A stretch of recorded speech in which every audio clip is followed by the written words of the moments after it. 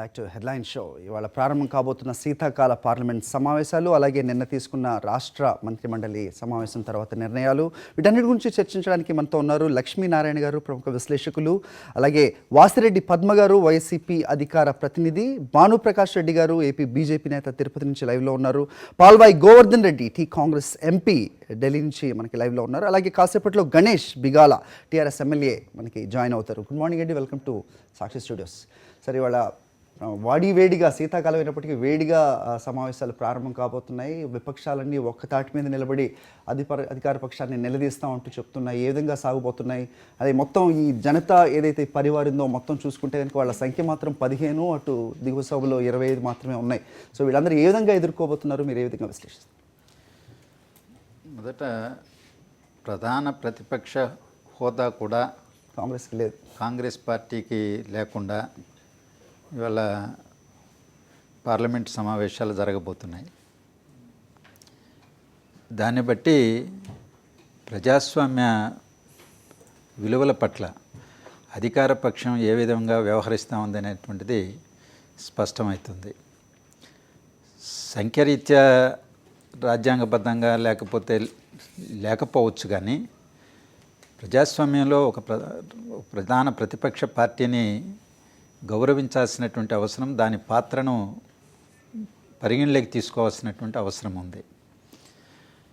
రెండవది, ఇటీవల కాలంలో మోడీ గారు అధికారంలోకి వచ్చిన తర్వాత ప్రజాస్వామ్యానికి సంబంధించినటువంటి మిగిలిన అంశాలను కూడా పరిశీలన చేస్తే మహారాష్ట్ర ఎన్నికలు చూసాం.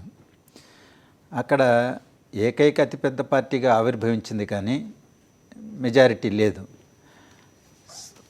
శాసనసభలో బలాన్ని నిరూపించుకోవాల్సినటువంటి అవసరం వచ్చినప్పుడు మరో పార్టీ మద్దతు ఉందా లేదా అనేటువంటిది కూడా పరిగణలోకి తీసుకోకుండా వాయిస్ ఓటుతో దాన్ని నెగ్గించుకొని వెళ్ళిపోవడం జరిగింది. ఇది ప్రజాస్వామ్యాన్ని అపాసుపాలు చేసేటువంటి చర్య. అలాంటి ప్రయత్నమే ఢిల్లీలో కూడా అధికారంలోకి వచ్చి తాము కుర్చీ ఎక్కాలనేటువంటి ప్రయత్నం జరిగింది. కానీ అక్కడ ఆమ్ ఆద్మీ పార్టీ కానీ కాంగ్రెస్ పార్టీ కానీ రెండూ కలిస్తే మెజారిటీ ఉండడం, వాళ్ళు సభలో ఉంటే అది సాధ్యం కాదనేటువంటి భావంతోనే ఆ పనికి సాహసించలేకపోయారు. ఈ పరిణామ క్రమాలు చూస్తే అది అంత ప్రజాస్వామ్యానికి శ్రేయస్కరంగా కనిపించడంలా. ప్రతిపక్షాలతోనే కాదు, మిత్రపక్షంతో కూడా అలాగే వ్యవహరించారు. శివసేనకు సంబంధించినటువంటి ఒక పార్టీ ఎంపీని ఫిరాయించి ఆయనకు మంత్రి పదవి ఇచ్చారు. అదే పార్టీని భాగస్వామ్యం పార్టీగా కేంద్ర ప్రభుత్వంలో కొనసాగిస్తున్నారు. ఒక అనైతికమైనటువంటి విచిత్రమైనటువంటి రాజకీయ పొందికలు ఇవాళ కొనసాగుతున్నాయి. నీతులు ఎన్ని వల్లించినప్పటికీ ప్రధానమంత్రి మోడీ కానీ ఇతరులు కానీ ఆచరణకు వచ్చేటప్పటికీ ఇవన్నీ కూడా మనం గమనిస్తూనే ఉన్నాం. ఇక విధానాలకు సంబంధించి వస్తే మోడీ గారు పదే చెప్తున్నాడు, మొన్న ఆస్ట్రేలియా పర్యటనలో కూడా చెప్పాడు. గతంలో ప్రభుత్వాలు చట్టాలు చేయడంలో గొప్పతనాన్నిగా చెప్పుకున్నాయి, నేను చట్టాలను తొలగించడంలో నేను రికార్డు సృష్టిస్తాను, వాటన్నింటినీ తీసేస్తాను అంటున్నాడు. అందులో ప్రధానంగా కార్మిక చట్టాలపైన కన్నెక్కి పెట్టడం జరిగింది. ఇవాళ కార్మిక చట్టాలు అనేక పోరాటాలు చేసి త్యాగాలు చేసి జైళ్ళకి వెళ్ళి కార్మికులు, రాజకీయ పార్టీలు సాధించుకున్నటువంటి చట్టాలు ఇవి. వాటిని నిర్వీర్యం చేయడం అంటే వాటిలో మౌలికమైనటువంటి మార్పులు తీసుకురావడం ద్వారా పారిశ్రామికాధిపతులకి అనుకూలమైనటువంటి చట్టాలను రూపొందించడం అంటే అర్థం ఈ దేశంలో కార్పొరేట్ సంస్థలకి, బడా పెట్టుబడిదారులకి అనుకూలమైనటువంటి వ్యవస్థ నిర్మాణానికి పూనుకోవడమే. తద్వారా కార్మికుల్ని దోపిడీకి గురి చేయడం, వాళ్ళ హక్కులని కాలరాయడమే. ఇలాంటి దూకుడు వ్యవహారం కొనసాగించేటువంటి అవకాశం ఉన్నది. గ్రామీణ ఉపాధి సమర్థంగా ప్రతిపక్షాలు మిగతా విపక్షాలు ఎదుర్కొంటాయనేది మనం అదే సమస్య. ఇవాళ గ్రామీణ ఉపాధి హామీ చట్టాల్లో కూడా నిధులు కేటాయించకుండా దాన్ని నిర్వీర్యం చేస్తున్నారు. ఇటువంటి ప్రజా వ్యతిరేక, కార్మిక వ్యతిరేక విధానాలని ప్రభుత్వం అనుసరిస్తున్నప్పుడు ప్రతిపక్షాలు ఏకంగా ముక్తకంఠంతో వ్యతిరేకించాల్సిన అవసరం ఉంది. కానీ దురదృష్టవశాత్తు అన్నీ బలహీనమైనటువంటి స్థితిలో ఉన్నాయి. ఏలికలు పీలికలుగా చీలిపోయి ఉన్నాయి. సరే, జనతా పరివారాన్ని మీరు అన్నటువంటి వాళ్ళు వీళ్ళందరూ కూడా కలిసి ఒక వేదికపైకి వస్తామని అంటున్నారు. కానీ దురదృష్టవశాత్తు వీళ్ళందరూ కూడా నాయకులుగా చూస్తే ప్రజల ముందు పలచబడిపోయి ఉన్నారు. దాన్ని వాళ్ళు విశ్వసనీయతను తిరిగి పొందడం ఎలా అనేటువంటి సమస్య. కాంగ్రెస్ పార్టీ మరీ బలహీనపడిపోయింది. సో ఈ వాతావరణంలో ప్రతిపక్షాలు బలహీనంగా ఉన్నటువంటి వాతావరణాన్ని అవకాశంగా మలుచుకొని అధికార పార్టీ దూకుడుగా వ్యవహరిస్తున్నది. దాని ప్రభావం కొంత పార్లమెంటు సమావేశాలపైన కూడా కనిపించే అవకాశం ఉంది. మీరు చెప్పండి, మీ పార్టీ వైఖరి ఏ విధంగా ఉండబోతుంది? లక్ష్మీనారాయణ గారు చెప్పినట్లు ఇవాళ ప్రతిపక్షం చాలా బలహీనంగా ఉన్నటువంటి పార్లమెంట్లో కేంద్రం ఏం చేయదలుచుకుంటే చేసేటటువంటి అవకాశం ఉంటుంది. సరే, అదే సందర్భంలో ఇవాళ నల్లధనానికి సంబంధించినటువంటి కేంద్ర ప్రభుత్వం ఏదైతే హామీ ఇచ్చిందో వాటికి సంబంధించినటువంటి ప్రోగ్రెస్ మీద బహుశా చర్చ తీవ్రంగానే జరిగేటటువంటి అవకాశం ఉంది. కానీ విశేషం ఏంటంటే కాంగ్రెస్ పార్టీ ప్రతిపక్ష హోదా కూడా దక్కించుకోలేనటువంటి పరిస్థితిలో ఉండడం, నిర్మాణాత్మకంగా ఇప్పటికీ కూడా ఒక బలమైన ప్రతిపక్షంగా మాట్లాడలేకపోవడం అనేటటువంటిది చాలా పెద్ద వైఫల్యం. ఇది కేవలం కాంగ్రెస్ పార్టీకి నష్టం కాదు. ప్రజాస్వామ్యంలో ప్రతిపక్షం బలంగా ఉండాలి, అనేక ఇష్యూస్ని ఒక చెక్ పెట్టగలిగినటువంటి పరిస్థితిలో ఉండాలి. కానీ అట్లా లేకపోవడం అనేటటువంటిది చాలా దురదృష్టం వాళ్ళ ప్రజల తరపున చూస్తే. అయినప్పటికీ కూడా ఈ రోజున మన తెలుగు రాష్ట్రాలకు సంబంధించి చూస్తే బహుశా టీఆర్ఎస్ సంబంధించినటువంటి ఒక నిర్ణయం జరిగింది, టెర్మినల్ మార్పుకు సంబంధించినటువంటి పేరు మార్పుకు సంబంధించి. అదేవిధంగా వైఎస్ఆర్ కాంగ్రెస్ పార్టీ మేము జగన్మోహన్ రెడ్డి గారి ఆధ్వర్యంలో నిన్న జరిగినటువంటి ఎంపీల సమావేశంలో 2 రాష్ట్రాలకు సంబంధించినటువంటి ఒక నిర్మాణాత్మకమైనటువంటి ప్రతిపాదనలు ఖచ్చితంగా వినిపించాలి, కొన్ని ప్రాజెక్టులను సాధించుకోవాలి అనేటటువంటి దృష్టితో పనిచేయాలనేటటువంటి జగన్మోహన్ రెడ్డి గారు ఇచ్చినటువంటి డైరెక్షన్ కూడా ఉంది. ఖచ్చితంగా ఎంపీ మేకపాటి గారు కూడా నిన్న మాట్లాడారు. హుదూద్ తుఫాన్కు సంబంధించినటువంటి ఇంతవరకు కూడా కేంద్రం నుంచి నిర్దిష్టంగా సహాయం అందలేదు కనుక దాని మీద పక్షంగా ఉన్న టీడీపీ ఇన్నిసార్లు మోదీని కలుస్తున్నా, నిన్న చంద్రబాబు ఢిల్లీ వెళ్ళి వచ్చినా ఇవన్నీ ఎందుకు అవ్వట్లేదు అంటారు? అంటే హుదూద్ సంఘటన తీసుకుంటే దానికి రావాల్సిన సహాయం ఇంతవరకు రాలేదు. మిగతా ఆర్థిక మంత్రి జైట్లీని కూడా చంద్రబాబు కలవడం జరిగింది. ఇవి కేవలం ఒక హైప్ సృష్టించడానికి వీలవుతున్నాయి తప్ప జరిగిన కరెక్ట్ రావాల్సిన సహాయం రాష్ట్రానికి రావట్లేదనే వాదన కూడా ఉంది. మీ పార్టీ దీన్ని ఏ విధంగా ప్రశ్నించబోతుంది? ఖచ్చితంగా రాష్ట్ర ప్రభుత్వం వైఫల్యం అనేటటువంటి చాలా బాగా కనపడుతుంది. ఇవాళ ప్రధానమంత్రి నరేంద్ర మోడీ గారు ఇక్కడ వచ్చి పర్యటించి తక్షణ సహాయం అని ప్రకటించిన దాన్ని కూడా పూర్తిగా తెచ్చుకోలేనటువంటి పరిస్థితిలో ఉన్నాం. 600 కోట్లు అది కూడా నెల రోజుల తర్వాత రిలీజ్ చేసినటువంటి పరిస్థితి ఉంది. ఎందుకు ఇవి జరుగుతుంది? సరే, నేను నివేదికలు పంపించడం లేదా అనేటటువంటిది తెలియడం లేదు. ఇవాళ ముఖ్యమంత్రి గారు చంద్రబాబు నాయుడు గారు రోజుకు ఒక ప్రెస్ మీట్ పెడతారు, కానీ వీటి మీద ఏం జరుగుతుంది అనేటటువంటి మాత్రం ఆయన మాట్లాడరు.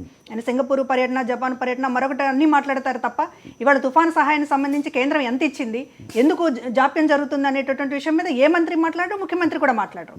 అదేవిధంగా ఈ రోజు రాష్ట్రానికి సంబంధించి కొత్తగా ఏర్పడిన రాష్ట్రం ప్రత్యేక హోదా అనేటటువంటి గతంలో పార్లమెంట్లో ప్రకటించింది. ఈ రోజున ఇంతవరకు కూడా ఎందుకు అమలు జరగలేకపోతుంది అనేటటువంటిది ఈ రోజున ఎవరు అడగడం లేదు. అసలు కేంద్రానికి సంబంధించి ఎందుకు వెళ్తున్నారు చంద్రబాబు గారు, అందరినీ ఎందుకు కలుస్తున్నారు, మిగతా మంత్రులందరూ ఎందుకు వెళ్తున్నారు, ఎందుకు ఏ పని కూడా ఒక పురోగతి సంపాదించలేకపోతుంది? వాళ్ళ కేంద్రంలో నేను చక్రం తిప్పుతున్నాను అనేటటువంటి చంద్రబాబు నాయుడు గారు ఏం సాధించుకొస్తున్నారంటే ఏమీ కనపడడం లేదు. కనుక ఇవాళ ప్రత్యేక హోదాకు సంబంధించి ఇవాళ మీరు అన్ని పక్షాలని కలుపుకోవాల్సినటువంటి అవసరం ఉంది.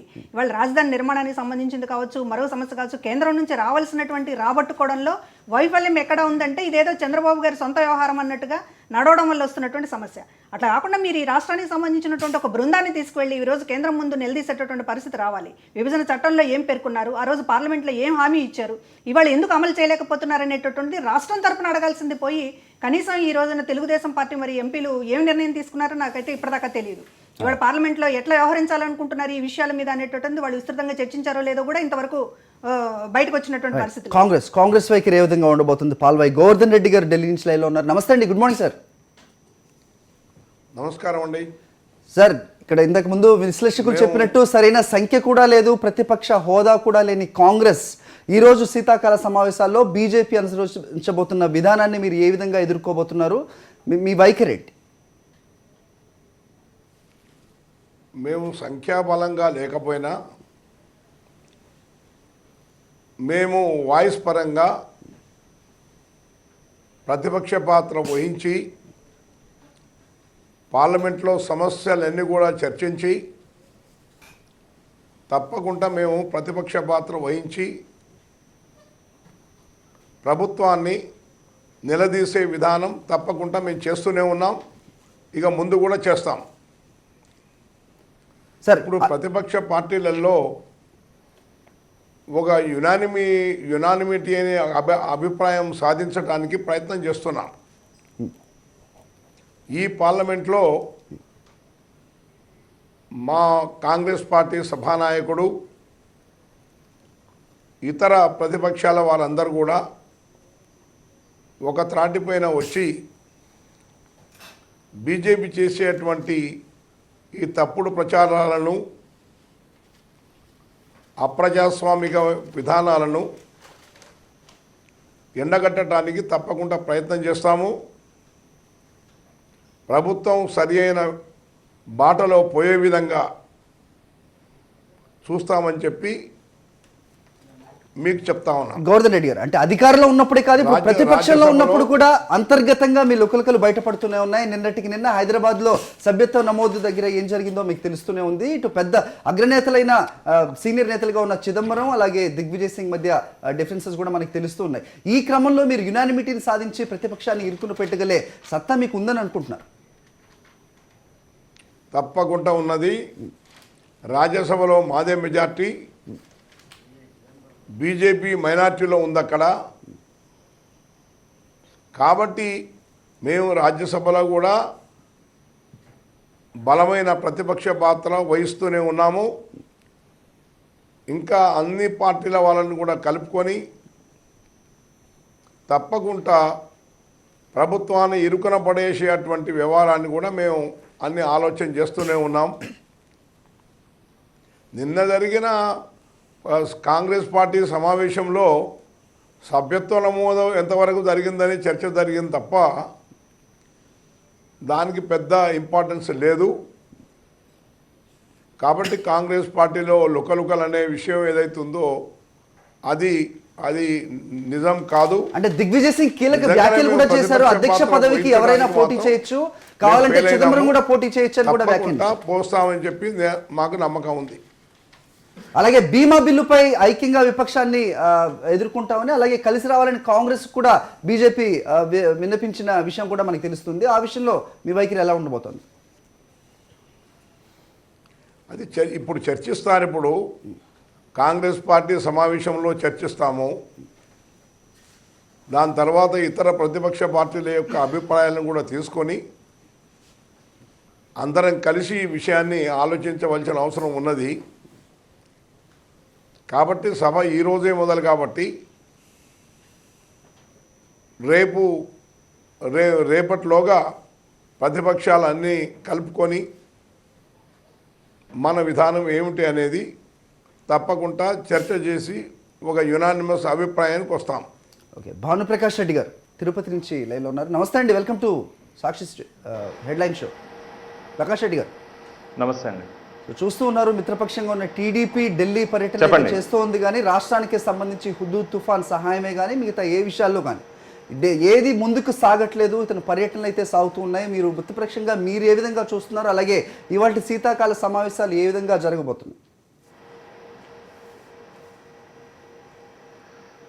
ఈ రోజు నుంచి మొదలు కాబోతున్నటువంటి శీతాకాల సమావేశాలు ఖచ్చితంగా దేశ ప్రయోజనాల కోసం ఏ చట్టాలు అవసరమో, ఏ బిల్లులు అవసరమో అవి ఖచ్చితంగా రెండు సభల్లోనూ, లోక్సభలోనూ రాజ్యసభలోనూ ఖచ్చితంగా పాస్ అవుతాయని చెప్పి మాకు గట్టి నమ్మకం, విశ్వాసం ఉంది. ఎందుకంటే ప్రజా వ్యతిరేక విధానాలు అవలంబించినటువంటి ఈ కాంగ్రెస్ పార్టీ గత కొన్ని దశాబ్దాలుగా ఈ దేశాన్ని ఈరోజు ఇంత కష్టాల్లో ఉన్నామంటే దానికి కారణం కాంగ్రెస్ పార్టీనే. ఈరోజు వాళ్ళు చెప్తున్నారు, గోవర్ధన్ రెడ్డి గారు ఈ భారతీయ జనతా పార్టీ మోడీ గారి గురించి విమర్శిస్తున్నారు. అసలు మోడీ గారి గురించి మాట్లాడే నైతిక హక్కే వాళ్ళకి లేదు. ఈ రోజు ప్రజలు తీర్పిచ్చారు, వారికి ప్రతిపక్ష హోదా కూడా లేకుండా చేశారు దేశంలో ప్రజలు.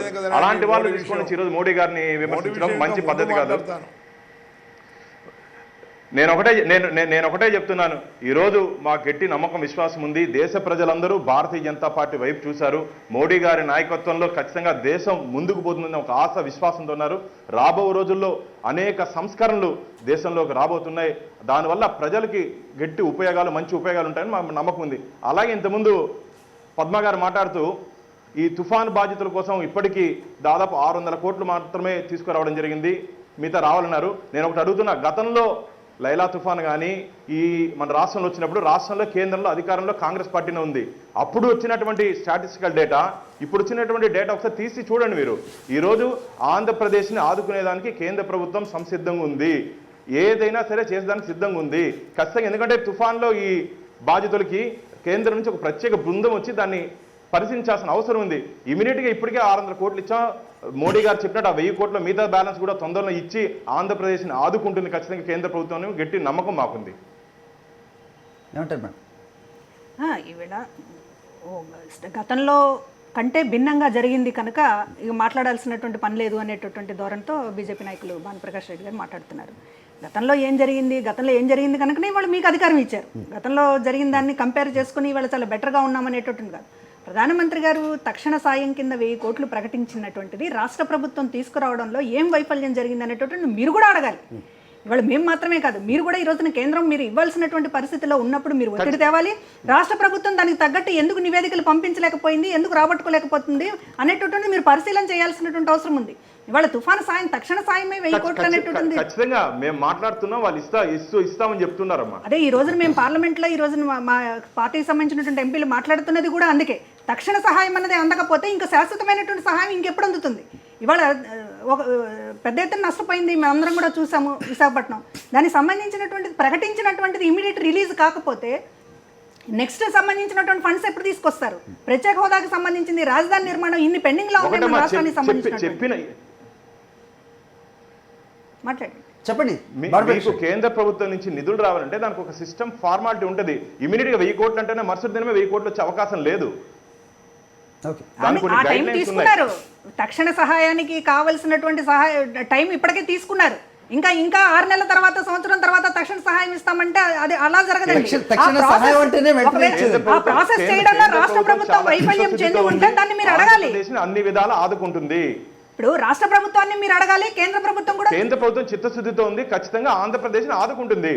అది ఎలాగ మాటలంటే ఎలాగండి? మా ఎంపీ గారు ఉన్నారు, హరిబాబు గారు ఉన్నారు, మా రాష్ట్ర అధ్యక్షులు వైజాగ్ నుంచి వారే ఉన్నారు, హరిబాబు గారు ఉన్నారు, వైజాగ్ నుంచి ప్రతినిధులు ఉన్నారు, పార్లమెంట్ సభ్యులు ఉన్నారు, మా రాష్ట్రానికి అధ్యక్షులు ఉన్నారు, వారు కూడా మాట్లాడడం జరిగింది. మేము కూడా భారతీయ జనతా పార్టీ కూడా ఖచ్చితంగా మేము అడుగుతున్నాము. మీరు అడగలేదని ఎందుకు చెప్తున్నారు? మేము కూడా అడుగుతున్నాము. అదే మేము కూడా అడుగుతున్నది, అందరూ కలిసి దాన్ని తొందరగా వచ్చేటట్టు చేయమనే చెప్తున్నాము. ఈ రోజు రాష్ట్ర ప్రభుత్వం ఎందుకు వైఫల్యం చెందుతోంది అనేటటువంటి దాన్ని కూడా మీరు దృష్టి పెట్టాల్సినటువంటి అవసరం ఉంది. ఖచ్చితంగా అదే చెప్తున్నా. ఖచ్చితంగా ఆంధ్రప్రదేశ్ ఆదుకుంటుంది కేంద్ర ప్రభుత్వం. ఓకే లక్ష్మీనారాయణ, ఇక రాష్ట్ర విషయానికి వద్దాం. నిన్న రాష్ట్ర మంత్రిమండలి చేసిన కీలక నిర్ణయాలు, మహిళా భద్రత కానివ్వండి, లేకపోతే పారిశ్రామిక విధానం అంటూ మొట్టమొదటిసారిగా మాట్లాడారు. పారిశ్రామిక విధానం గురించి మాట్లాడుతున్నంతసేపు అవతల వైపు విద్యుత్ సమస్య ఏదైతే మన తెలంగాణ రాష్ట్రాన్ని పట్టి పీడిస్తుందో, ఇలాంటి సమయంలో పారిశ్రామిక విధానం ఏ మేరకు సక్సెస్ అవుతుంది, అలాగే పెట్టుబడిదారులు ఎవరైనా ఉంటే ఇన్వెస్టర్స్ వచ్చే పరిస్థితి ఉందా అనే ప్రశ్న కూడా లేవెత్తున్నారు. మోత్కుపల్లి వంటి తెలుగుదేశం నేతలు అయితే బహిరంగంగానే విమర్శిస్తూ ఉన్నారు.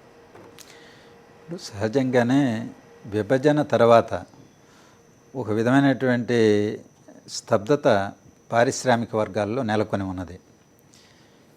ఇటు హైదరాబాదు చుట్టుపక్కల కానీ తెలంగాణలో కానీ పెట్టుబడులు పెట్టడానికి, అక్కడ ఆంధ్రప్రదేశ్లో పెట్టుబడులు పెట్టడానికి ఎక్కడ సౌకర్యం ఉన్నది, మౌలిక సదుపాయాలు ఉన్నాయి, గవర్నమెంట్ల యొక్క వైఖరి ఏ విధంగా ఉన్నది అనేటువంటిది వాళ్ళు ఆసక్తిగా చూస్తున్నారు. ప్రత్యేకించి తెలంగాణకు సంబంధించి విద్యుత్ సమస్య పారిశ్రామిక వర్గాలను ఎక్కువగా వేధిస్తున్నటువంటి సమస్య. భూముల సమస్య ఉన్నప్పటికీ అది విశాలంగా లభ్యత ఉన్నది. నీటి సమస్య కూడా ఇప్పుడు ఒక సమస్యగానే ముందుకు వచ్చింది. శ్రీశైలంలో నీరు ఎప్పుడైతే తగ్గిపోతున్నదో, హైదరాబాద్లో డొమెస్టిక్ అవసరాలకే నీటిని ఇవ్వలేనటువంటి పరిస్థితి దాపురిస్తున్నప్పుడు పారిశ్రామిక రంగానికి నీరు ఎక్కడి నుంచి వస్తుంది, గోదావరి జలాలు ఎంత త్వరగా తీసుకురాగలరు అనేటువంటిది. అలాగే అన్నింటికంటే కూడా ముఖ్యమైనది పాలనా యంత్రాంగం, ప్రభుత్వం ఎలాంటి వైఖరి ప్రదర్శిస్తున్నదని. ఒకవైపునేమో సీమాంధ్ర వాళ్ళని దూషిస్తూ, కానీ పెట్టుబడిదారులకు మేము రెడ్ కార్పెట్ పలుకుతాము, వాళ్ళకేం మేము ఇబ్బంది పెట్టమని చెబుతున్నాం. గణేష్ గారు, ఇక్కడ కాంట్రాడిక్టీ కనబడట్లేదా రెండు ఇచ్చే స్టేట్మెంట్స్లో? ఒకవైపు వ్యతిరేకిస్తూ ఉన్నారు, ఒకవైపు రెడ్ కార్పెట్ పరుస్తూ ఉంటున్నారు. అదేవిధంగా విద్యుత్ సమస్య తీసుకున్నట్టయితే కనుక రాష్ట్రాన్ని ఏ విధంగా పట్టి పీడిస్తుందో అందరూ చూస్తున్నారు. ఈ విధానంలో 15 రోజుల్లో సింగిల్ విండ్ క్లియరెన్స్ ఇచ్చినప్పటికీ పరిశ్రమలు వచ్చే పరిస్థితి ఉందంటారు. 100% పరిశ్రమలు వస్తాయండి. దానికి ఈ పవర్ ప్రాబ్లం అనేది ఒక టెంపరీ ప్రాబ్లం మాత్రమే. ఎందుకంటే మీరు రెడ్ కార్పెట్ వేస్తామంటున్నారు, అదేవిధంగా కాంట్రవర్సీ స్టేట్మెంట్ ఇస్తామంటున్నారు. కానీ మొదటి రోజు నుంచి ఇప్పటివరకైనా తెలంగాణ ఉద్యమం మొదలైంది కానీ, తెలంగాణ రాష్ట్రానికి సాధన కానీ, తెలంగాణలో ఉన్నటువంటి ఆస్తులను ధ్వంసం చేసేవారిని దోచుకునే వారితోనే మా పోరాటం. కానీ న్యాయంగా వచ్చి బిజినెస్ చేసే వాళ్ళతో మా పోరాటం కాదు. వాళ్ళకి రెడ్ కార్పెట్ వేస్తాం. దోచుకునే వాళ్ళకి ఎస్, ఈరోజు కూడా కాంట్రవర్సీ స్టేట్మెంట్స్గా it's not a controversy statements, actual statement. నిజంగా మీరు ఈరోజు తెలంగాణలో ఆస్తులు కొలగొట్టడానికి వస్తే ఈరోజు కూడా ఇబ్బందులు తప్పవు. మీరు ఏ ప్రపంచంలో ఏ మూల నుంచి మీరు బిజినెస్ చేసుకోవడానికి వచ్చినా కూడా మా ప్రభుత్వం రెడ్ కార్పెట్ వేసి స్వాగతం జరుపుతుంది. కానీ ఆ రెండు కలిపి మీరు చూడొద్దు, రెండుని వేరువేరుగా చూడాలి. మరి ఇప్పుడు ఈరోజు ప్రభుత్వంకి కరెంట్ ఇబ్బందులు ఉన్నాయంటున్నారు. కానీ చాలా ఛానల్లో నేను చూశాను, చాలామంది ప్రచారం చేశారు, వివిధ పార్టీల నాయకులు కావచ్చు, ఇంటలెక్చువల్స్ కావచ్చు, మాట్లాడారు ఇక్కడ పవర్ ప్రాబ్లంతో ఇండస్ట్రీస్ అన్నీ కూడా తరలి ఆంధ్రాకి వెళ్ళిపోతున్నాయని. సరే, ఒక 10% ఆ మాట వాస్తవం అనుకున్నా. ఈ ఉదూ తుఫాన్ వచ్చిన తర్వాత అందరూ కూడా అరే హైదరాబాద్లో ఉంటే సంవత్సరం 2 సంవత్సరాలు ఇబ్బంది పడతామేమో కరెంటుతోని, కానీ ఆస్తి మాత్రం కోల్పోయే పరిస్థితి ఉండదు. ఎందుకంటే అటువంటి ప్రాబ్లమ్స్ ఇక్కడ ఏముండవు, న్యాచురల్ కలామిటీస్ ఏముండవు హైదరాబాద్లో. అదే విశాఖపట్నంలో ఉన్నటువంటి ఎన్నో కొట్టుకొని పోయినాయి. కనీసం ఇక్కడ ఉంటే మనం జాగ్రత్తగా ఉండొచ్చు, ఆస్తి నష్టం కాదు. ఒక 2 సంవత్సరాలు అయితే మనం కరెంటు నుంచి బయటపడతామని చెప్పేసి ముఖ్యమంత్రి గారు ప్రచారంలో చెప్పారు. ఎలక్షన్ ప్రచారంలో చెప్పిన తర్వాతనే ప్రజలు ఓట్లు వేయడం జరిగింది. నేను రాగానే 24 గంటలు కరెంట్ ఇస్తానని, లేకపోతే మీకు ఏదో చేసేస్తారని, మాయమాస్తం చేసేస్తారని చెప్పేసి ముఖ్యమంత్రి గారు చేయలేదు.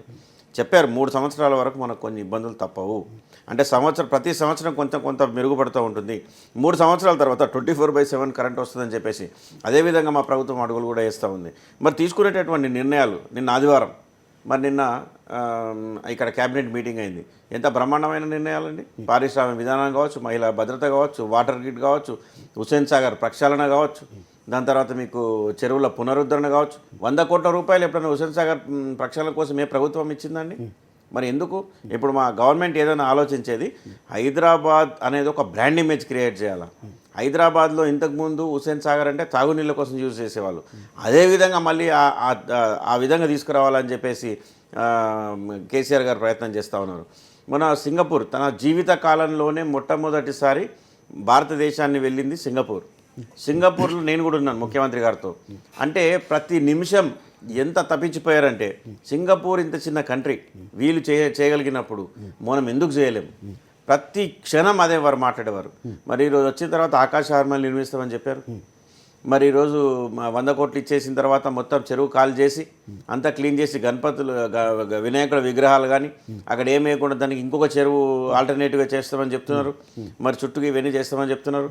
అయితే ఇదే నిర్ణయం గత ప్రభుత్వాలు తీసుకున్నప్పుడు మీరు వ్యతిరేకించారు. వినాయక చవితి అనేది లేకపోతే వినాయక నిమజ్జనం అనేది హైదరాబాద్ సంస్కృతిలో ఒక భాగం అన్నారు. ఇప్పుడు మీరు ప్రత్యామ్నాయం మీరే సూచిస్తూ ఉన్నారు. ప్రత్యామ్నాయం మేము చూపిస్తామంటున్నాము. ఒకవేళ ప్రత్యామ్నాయాన్ని వాళ్ళు చూపించిన తర్వాత అదే మాట మాట్లాడితే మేము కూడా సపోర్ట్ చేసేవాళ్ళం. దానికి ఒక ప్రాబ్లం అంటే ఒక సొల్యూషన్ చూపెట్టాలి. అదేవిధంగా మీరు ఏం చేస్తున్నారో దానికి ఒక రీజన్ చూపెట్టాలి. అంతేగాని మేము ఇవ్వనీయమో మేము మారనీయమో అనేది కాదు. ఇప్పుడు మీరు డ్రైనేజ్ అంతటా వదిలేసి దాన్ని కట్ చేయకుండా ఇదేదో ఇది వేస్తేనే నష్టం వచ్చిందనే విధంగా అప్పుడు ప్రభుత్వాలు చేసినాయి. మేము ఆ మాట మాట్లాడట్లేదు. కేసీఆర్ గారు క్లియర్గా చెప్తున్నారు, అక్కడ లోపలికి వచ్చే ఏదైతే డ్రైనేజ్ లైన్స్ ఉన్నాయో వేరే పైప్ లైన్స్ ద్వారా మేము డైరెక్ట్గా మూసికి పంపించడం జరుగుతుంది. దాని ద్వారా ఇక్కడ మళ్ళీ వాటర్ అంతా ఖాళీ చేసి మళ్ళీ ఇంతకుముందు ఏదైతే తాగునీరుకు వాడడం జరిగిందో ఆ పొజిషన్కి మేము తీసుకొస్తామని చెప్పేసి. హుస్సేన్ సాగర్ మంచినీళ్ళ కోసం అండి తవ్వింది. 400 సంవత్సరాలు హైదరాబాద్ ప్రజలు మంచినీళ్ళు తాగారు హుస్సేన్ సాగర్లో.